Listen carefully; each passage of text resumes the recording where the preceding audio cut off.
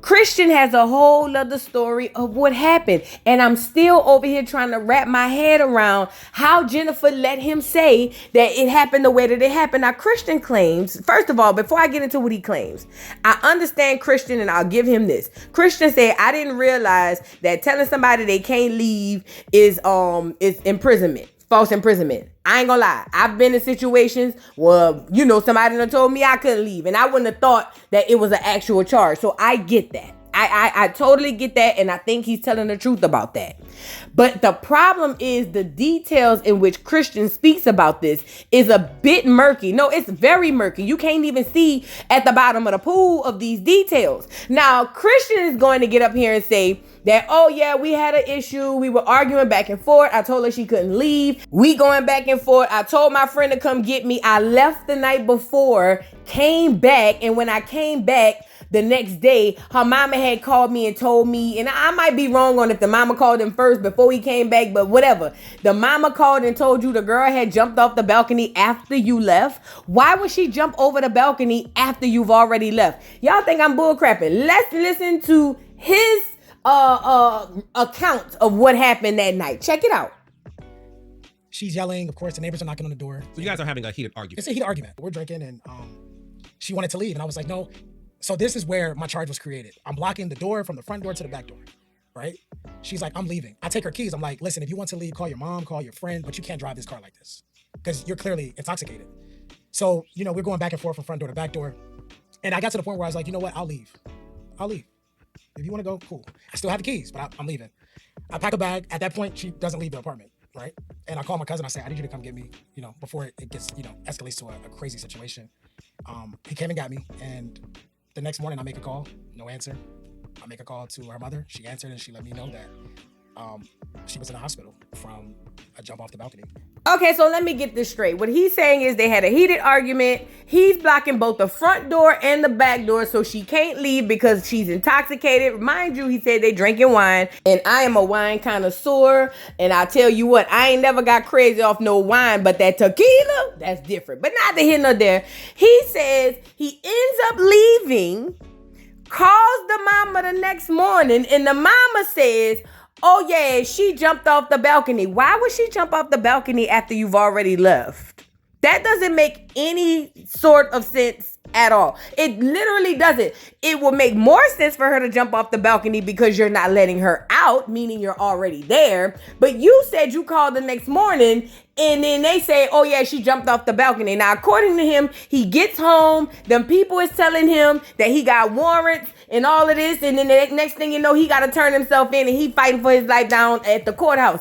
This does not make any sense, you guys. Mind you, this the part that really gagged me. Carlos, like me, was confused and was like, well, why would she jump off the balcony? This fool said, well, I ain't gonna say she tried to unalive herself, but are you implying that the girl would rather try to unalive herself after you left, even though she was trying to get out long before that? Yo, this dude is a piece of work, and Jennifer, you gonna get everything you deserve. Now, what I want to do is show y'all, shout out to Girl Is That Legal.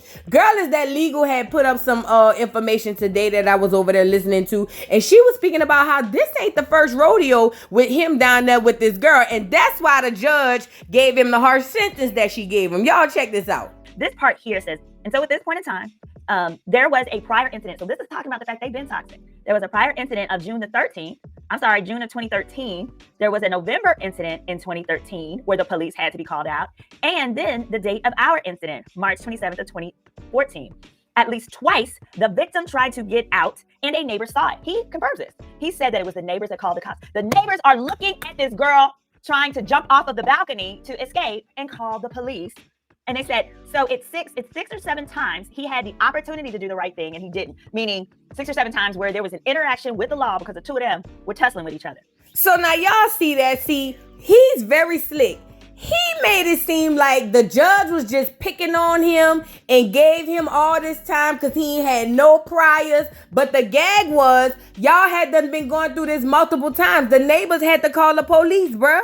They had a history of this violence, and this is why the judge threw the book at him. He came on Basketball Wives and said the judge was just being harsh on him when the gag was this wasn't their first rodeo with this. Check out the clip of him telling that to Evelyn on Basketball Wives. I went to prison behind a toxic relationship. Really? Never put my hands on her, right? I'm blocking the door, so I'm trying to have a conversation. It gets heated, and of course the judge had it out for me. She sent me to prison. Okay, so y'all heard that, and let's be clear. I don't believe that he put his hands on her because nothing in the court case says that he did. Actually, the DV portion was taken off of the case because he never put hands on the girl in this situation. So I believe him not putting hands on her.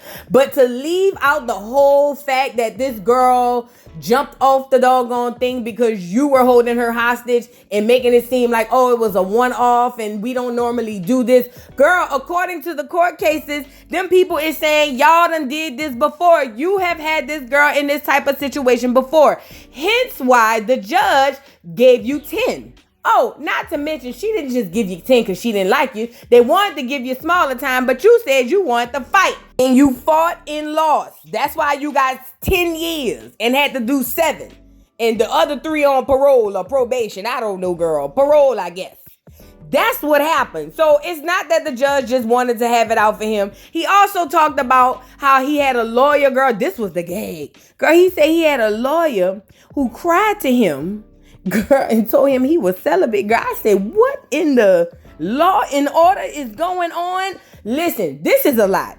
This dude, like most people are telling Jennifer, is scamming her, but Jennifer don't care. Jennifer says she's in her effing mode. She don't care, and she don't know why we over that word about her. Well, let me say this, because Carlos, I got a bone to pick with you. Carlos won't tell her, well, the people is worried about you because you are Black Barbie. Who?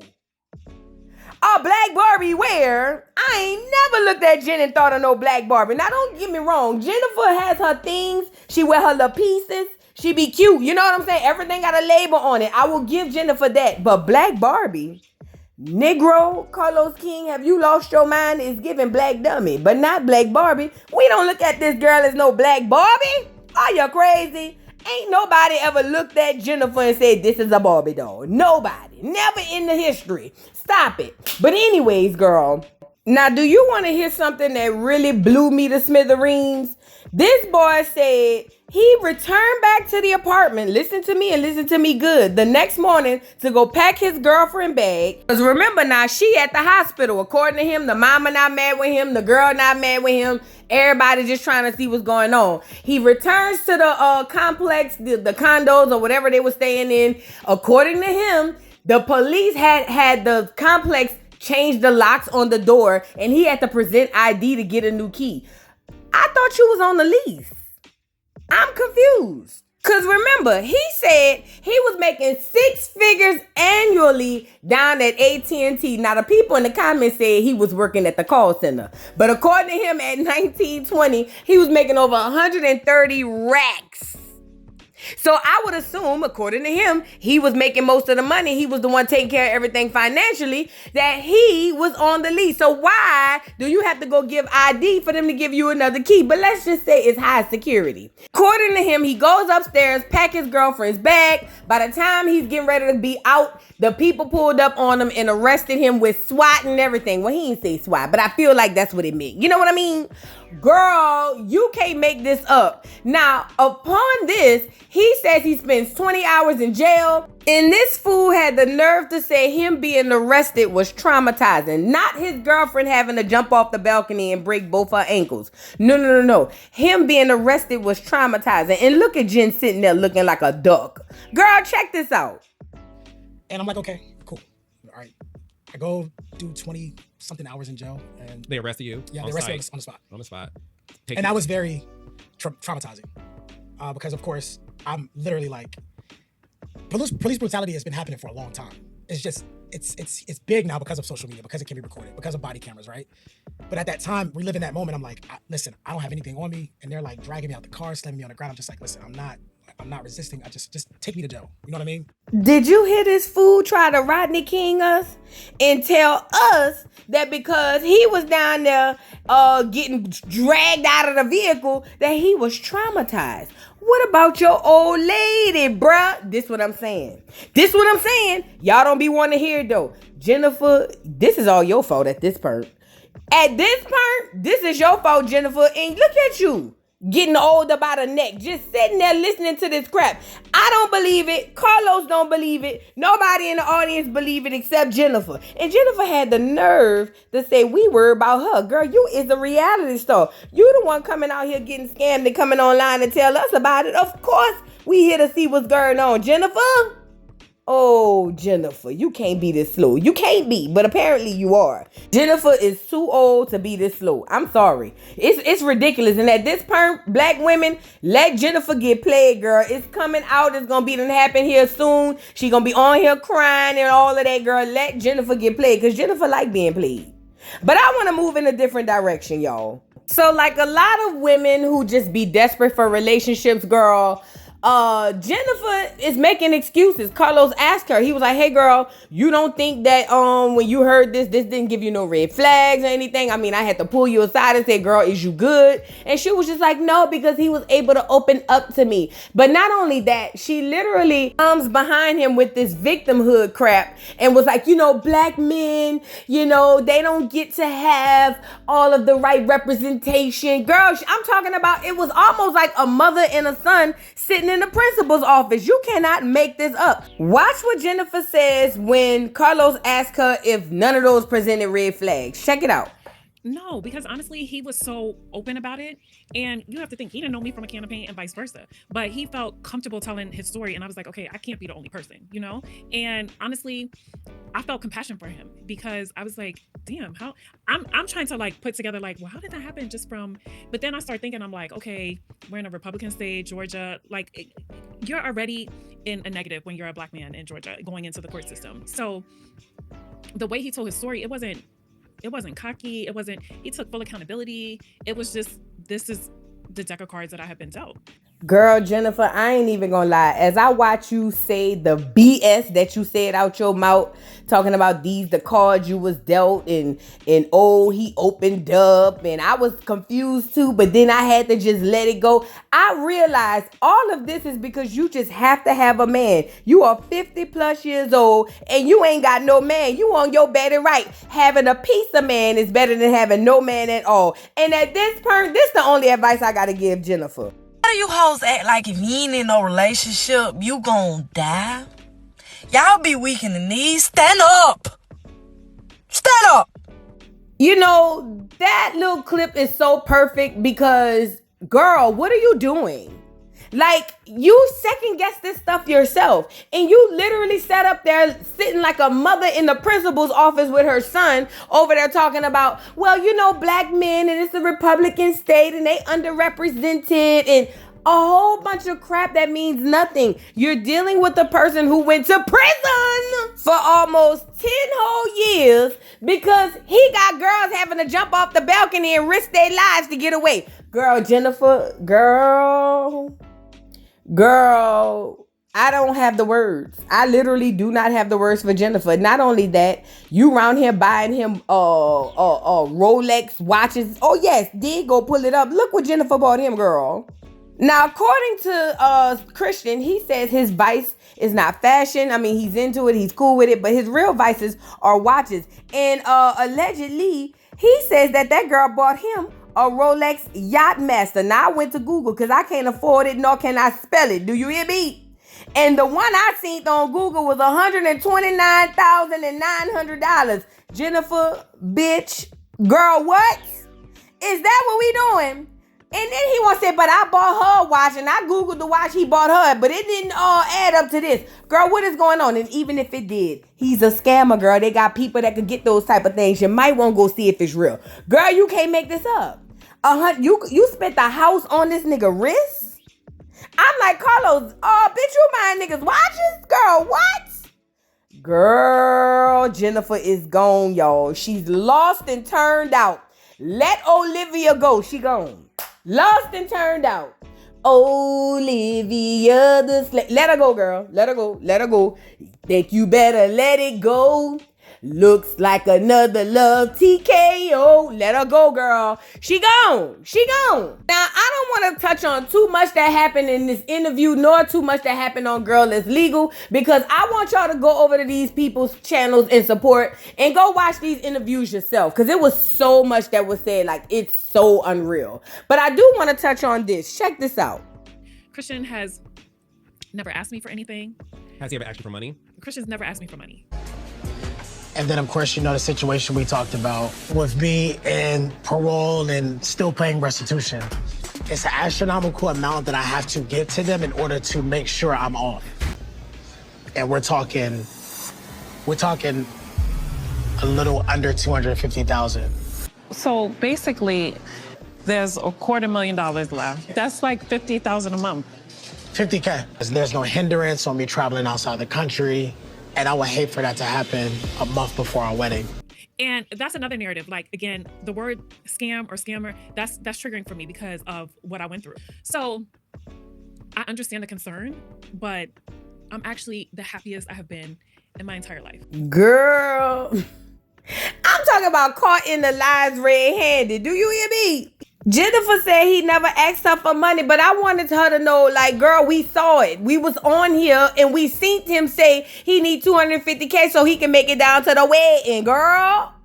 It's almost like we dragging Jennifer by her hands and feet saying, Jennifer, please don't go down this lane. This man is a scammer. And this is Jennifer's response. Yeah. Hey, You get your fucking hands off me. Girl, I'm not about to play with no Jennifer. I'm not about to play with her. So look, now, Carlos never asked the real questions. Carlos should have asked him, hey, we heard about your warrants, but he didn't do that. He never asked him, full on details of what it is he actually does, because Christian never responded and tell him anyway. And then he also, when Carlos asked him, hey, so how do you make your money? Christian said he makes his money from his own personal trading. But Christian also doesn't go into detail and tell us how does the company make money, because according to Jennifer, he got money, baby. He makes money from his company. That's why she didn't want him to go down there working as a bartender at the 9-to-5 doggone restaurant places and all of that. The more and more we dive into this, it's hard to believe Jennifer is not privy to some of this information. This is crazy. This is absolutely insanitary at this point. So the jig was up on that. Girl, everybody knows allegedly he, was doing some under the table stuff, because apparently, Girl is that legal. Simone had went over to his website. That was down. He sent out amended contracts to these people to tell them, oh yeah, by the way, I don't have a license. And then guess what? After finding out through Instagram that he has a doggone violation and them people want him down there at the courthouse, my boy on today done went down to the Cobb County Courthouse and asked them people to lend him an opportunity to go down to Paris to get married, while Jennifer was posting Switzerland, changing currencies and all of that in Paris and all of that, getting her man in trouble so he can go to prison. He had to send them people down at the courthouse paperwork saying, hey y'all, is it okay if I go to Paris? I'll come down there and I'll talk to y'all as long as y'all don't arrest me. You think I'm lying? Check out Girl Is That Legal. Let's get into it. And so in this video, what he says is he never promised this percentage. You're a lie. I read verbatim. It said he promises 5 to 8% per week. And while yes, we do know there are risks involved, the issue is he was focused on soliciting his services to the uninformed investor, to the novice investor who's maybe never invested before. Because think about it, if you've ever done it before, you ain't giving that man your money. You're giving it to Vanguard or E-Trader, Edward Jones or whoever. Now, because the report stated last August, they had a hearing, not just notified him, they had a whole hearing about him doing the exact same thing. Chances are this judge may say, I don't care that you're getting married on the 14th. You're not respecting the court. You need to come. Secondly, if his probation officer were to review claims of a Ponzi scheme or unlawful investing, even if those charges have not yet been picked up, that probation officer could bring that up to the judge and say, Judge, now we don't have just that one issue, we have two. And I think this person is a danger to the public. I'm not recommending that. Absolutely. And then we got Brittany. Thank you for the super chat. He said, according to the Cobb County docket, he filed a motion today for a hearing for a modification to allow travel outside. Well, come on. I actually just pulled up the docket earlier today. Hold on, let me refresh. All right, so basically, here we are. What it's saying, what he is saying real big on here is that since his release date, he's done everything that he's supposed to in number 4. Let me go to number 3. He says that the defendant was acquitted of the domestic violence. Okay, I'll start at the beginning. Number 2, defendant was acquitted of domestic violence, and the defendant was sentenced to 10 years to serve 7, complete with the domestic violence intervention program, and to pay restitution in the amount of $12,500.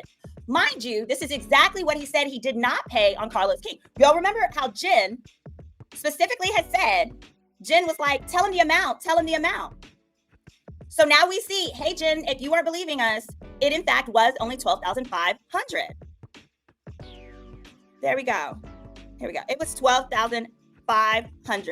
All right. In addition, next it says the defendant was released from parole after serving 30 months, blah, blah, after counsel sent a letter to be issued that he basically be able to get off early. Now, here we go, though.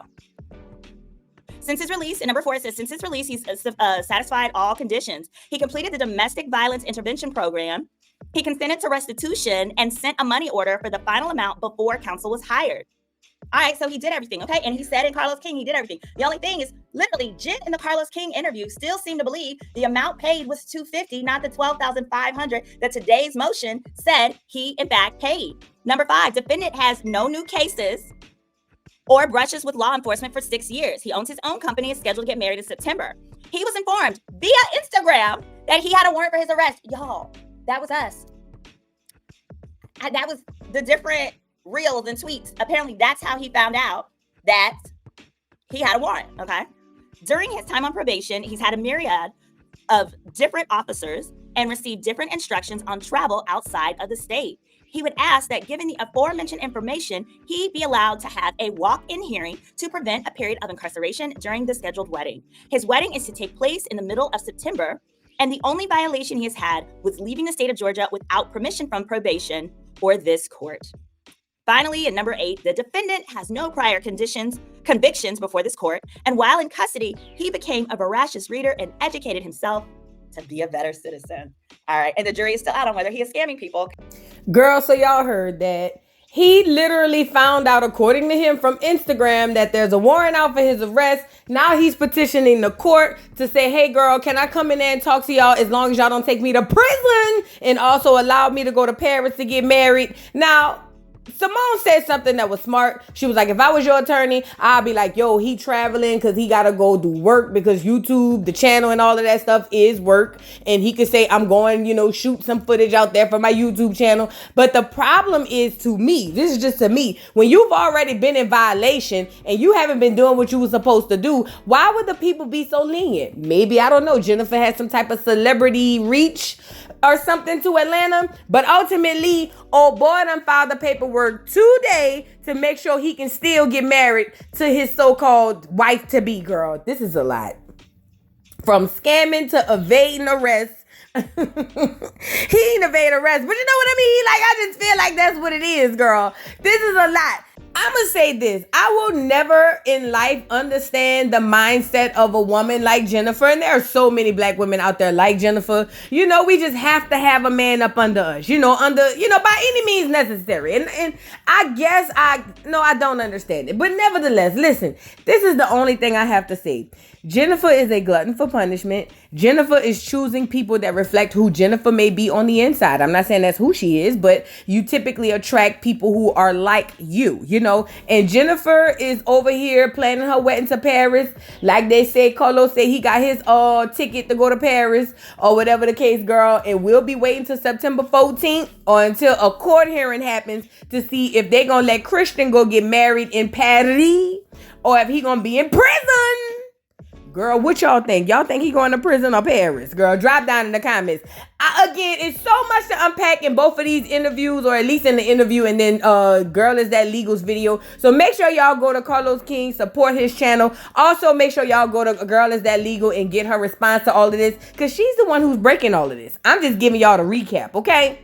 Now, like I said, there's so much more I left off, but I want y'all to go over there and check it out for yourself. And y'all could get in the comments and get the conversation started, and we could talk about it there, girl, because this whole interview, I'm not gonna lie, Christian, this is not gonna help you. Actually, it's probably going to hurt you. And I feel like Carlos King, I feel two ways. One, either you really believe in your heart of hearts that Jennifer is doing the right thing like Spike Lee with this food, and you really believe that he's a good person, even though you said you did. I don't believe that you really believe that.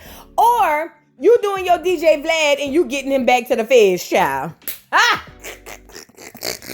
One of the two got to be going on with Carlos King, girl. You never know what's going on. All you know is hide your pocketbook. Both of them. You feel me? Because the scammers is scamming in 2024. Now, this is all alleged. I don't know if the boy's a scammer. I'm just telling you what the people called in and what they said. Nevertheless, drop down in the comments. Don't forget to like, subscribe, hit the notification bell, follow me on all platforms. Shout out to Girl Is That Legal. Shout out to doggone Carlos King. And I'll see y'all hoes later, girl. Let me get off of here. Bye.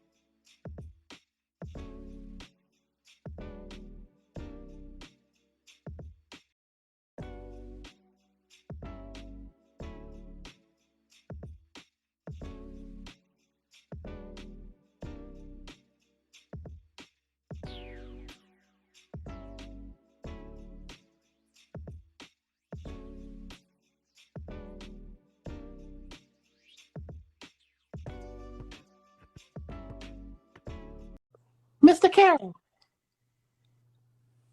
how you give the voodoo doll time to talk?